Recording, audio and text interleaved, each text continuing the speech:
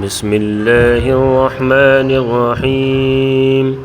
سبح اسم ربك الأعلى الذي خلق فسوى والذي قدر فهدى والذي أخرج المرعى فجعله غثاء أحوى سنقرئك فلا تنسى إلا ما شاء الله إنه يعلم الجهر وما يخفى ونيسرك لليسرى فذكر إن نفعت الذكرى سيذكر من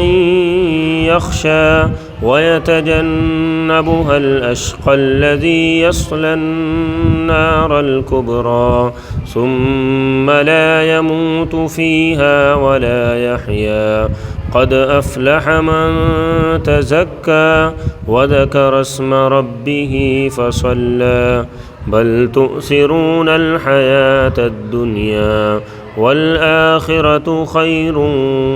وأبقى إن هذا لفي الصحف الأولى صحف إبراهيم وموسى.